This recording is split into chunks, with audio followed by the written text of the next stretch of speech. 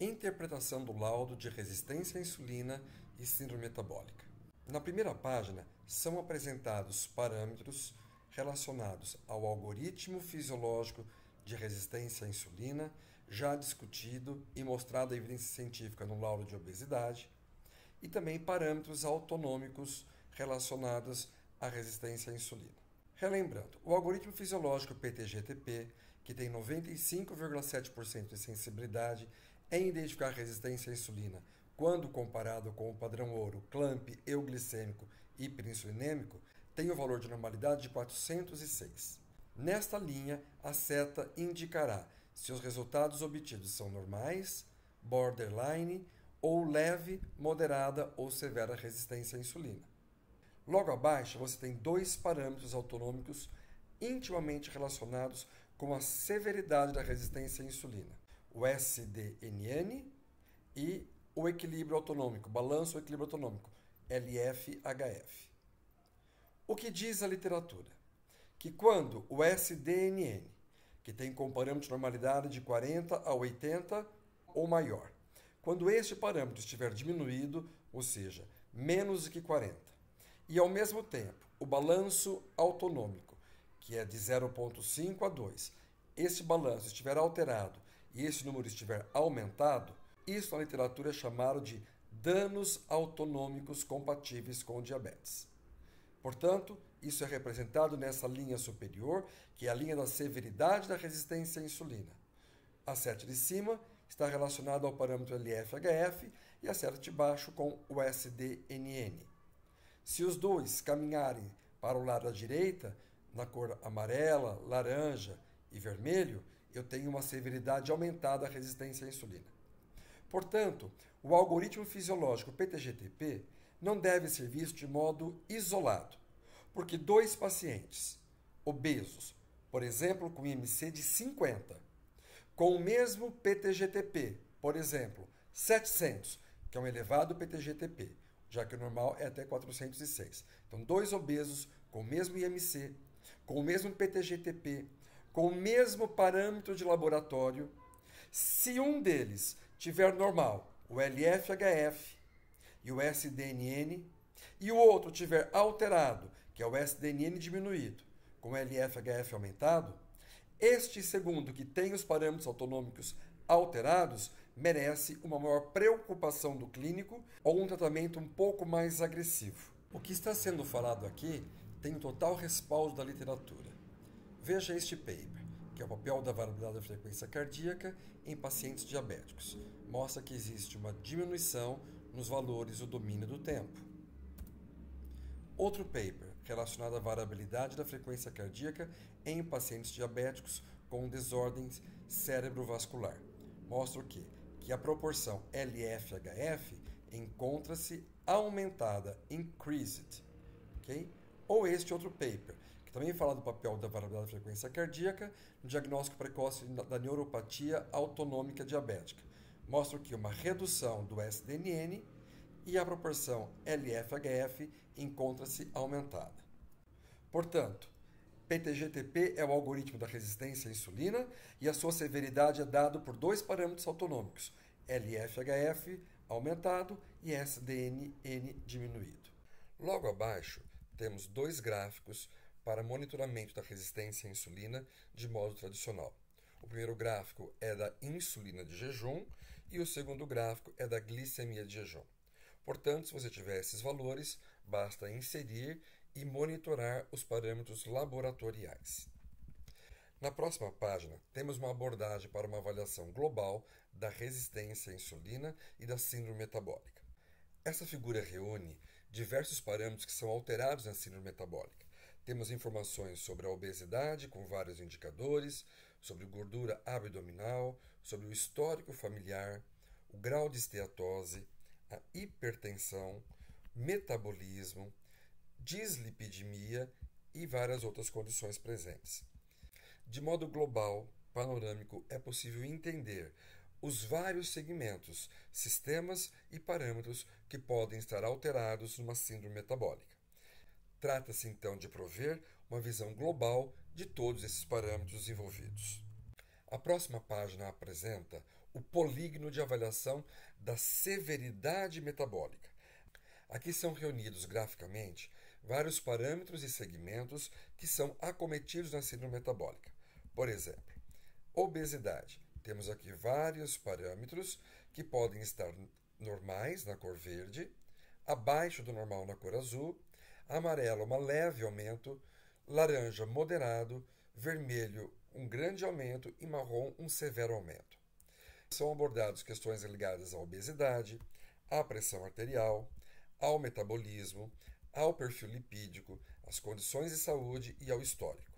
A ideia aqui é demonstrar graficamente, de modo panorâmico, a severidade do acometimento destes parâmetros que podem estar alterados. Se esses indicadores estiverem mais à esquerda, ou seja, nas cores azul, verde e amarelo, eu tenho condições menos graves de síndrome metabólica. Quanto mais os marcadores se direcionarem para o laranja, vermelho e marrom, maior é a severidade de acometimento de todos esses parâmetros reunidos da síndrome metabólica. Portanto, numa visão global, sistêmica e até mesmo colorida, é possível entender a severidade dessa síndrome metabólica. E a partir daí, o clínico pode definir por diferentes modalidades de tratamento. Veja na parte inferior desse gráfico como as cores indicam a severidade das alterações metabólicas. Também, neste laudo de síndrome metabólica e resistência à insulina, apresentamos o Find Risk, que nada mais é do que um questionário que, a partir das respostas e do peso dessas respostas, é feita uma estatística para prever qual o risco da pessoa desenvolver diabetes nos próximos 10 anos. É gerado um score e esta pontuação nos remete a uma tabela que nos dá a estratificação desse risco. Ou seja, nós podemos ter um baixo risco de desenvolver diabetes nos próximos 10 anos, um risco levemente elevado, moderadamente, um alto risco ou muito alto risco de desenvolver o diabetes. Trata-se de um mecanismo não invasivo que pode servir de alerta e de conscientização que o paciente está no caminho de desenvolver e no futuro confirmar o diabetes. Isso pode ser um auxiliar na terapêutica, uma vez que o processo de conscientização e adesão ao tratamento podem fazer toda a diferença no tratamento da resistência à insulina e da síndrome metabólica. Vamos entender um pouco mais sobre este algoritmo, que é o PTGTP, ou Total Power da pletismografia. Este trabalho foi publicado no Journal of Diabetes and Complications em 2017 pela Unicamp. É o trabalho que avaliou o clamp euglicêmico hiperinsulinêmico, que é o padrão ouro para resistência à insulina, comparado com a análise espectral da fotopletismografia do aparelho de screening fisiológico. O clamp euglicêmico hiperinsulinêmico é o padrão ouro para se determinar resistência à insulina. É um exame de pouco acesso, por ser muito caro, $1.500 de custo, que é feito em 6 horas de exame, chega-se a tirar 48 amostras de sangue, com necessidade de 3 a 4 operadores, o que torna esse exame somente utilizado para fazer validações científicas e não para a prática clínica cotidiana. Para se realizar um clamp, é feita uma infusão de insulina em um braço, uma infusão de glicemia no outro braço, e a cada 3, 4 minutos são feitas coletas de sangue para se manter o nível euglicêmico. Então foi feita a comparação entre um método totalmente invasivo, com 48 coletas de sangue, contra um método não invasivo, baseado em fisiologia humana, que é o screening fisiológico. Então, método invasivo contra não invasivo. 48 coletas de sangue contra nenhuma gota de sangue, ou seja, fisiologia humana aplicada. Ao longo do exame são coletadas 48 amostras de sangue e o braço direito deve se manter na caixa arterializadora. Ou seja, foi comparado do método altamente invasivo contra não invasivo. O método clamp com 48 coletas de sangue contra nenhuma gota de sangue. Um método com 4 operadores altamente qualificados contra um operador independente. 6 horas contra 2 minutos. E baseado nesta comparação entre o padrão ouro, que é o clamp, e o screening fisiológico não invasivo, foram feitas as estatísticas para se entender qual era a acurácia do método não invasivo quando comparado com o padrão ouro CLAMP. CLAMP euglicêmico hiperinsulinêmico, exame padrão ouro e sistema ES Complex, combinação de tecnologias não invasivas na avaliação da resistência à insulina. O exame CLAMP euglicêmico hiperinsulinêmico inicia-se com o acolhimento e acomodação do paciente na sala de experimentação clínica, esvaziamento vesical e, a partir deste momento, tem início um período de repouso de 120 minutos para a estabilização metabólica do paciente.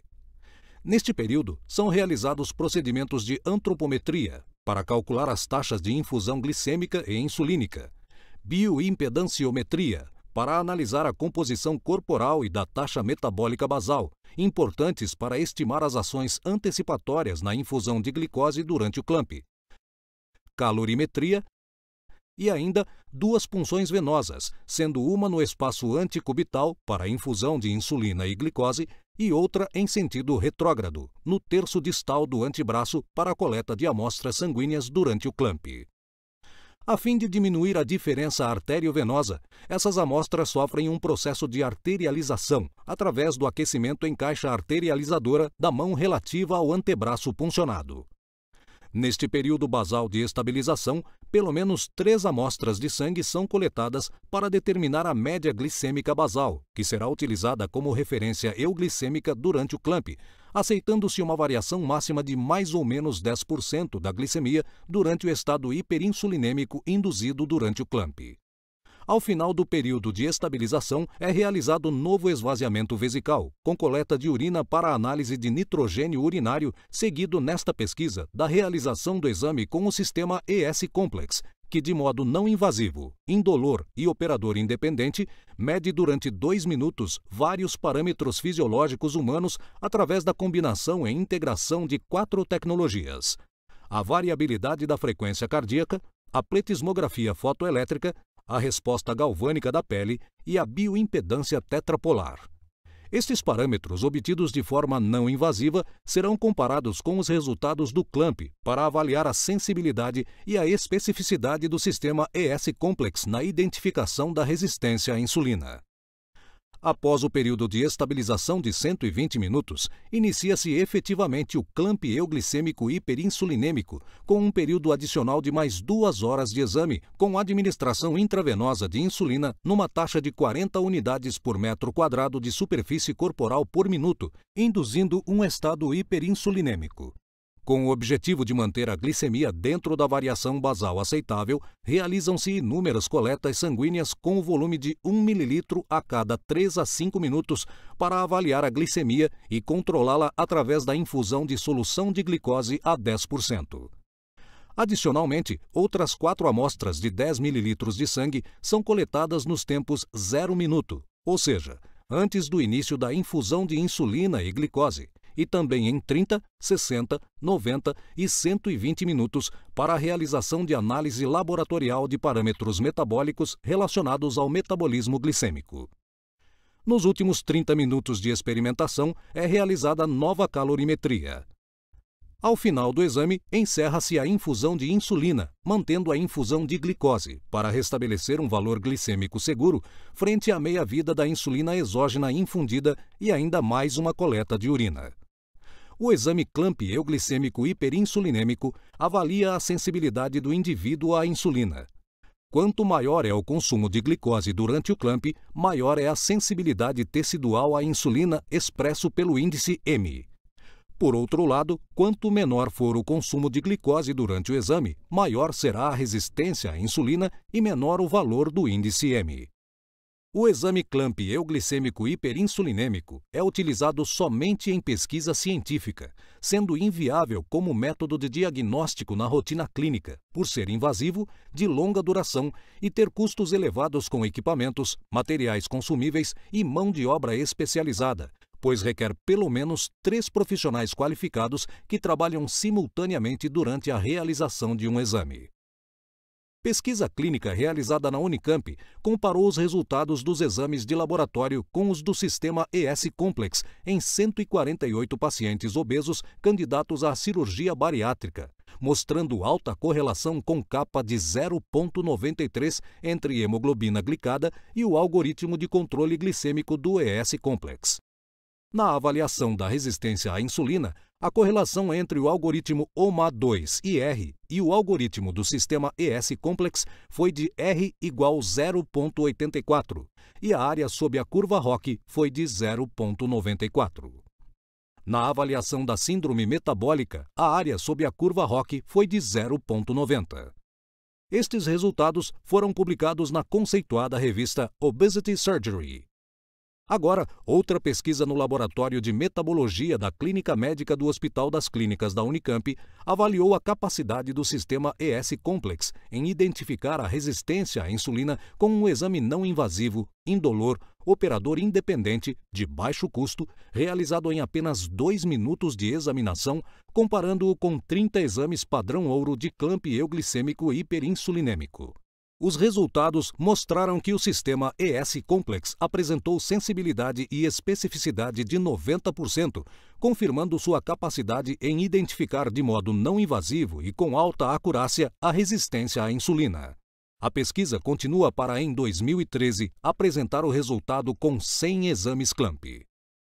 ES-Complex, o poder da integração de tecnologias no screening não invasivo do pré-diabetes, diabetes e doenças cardiovasculares.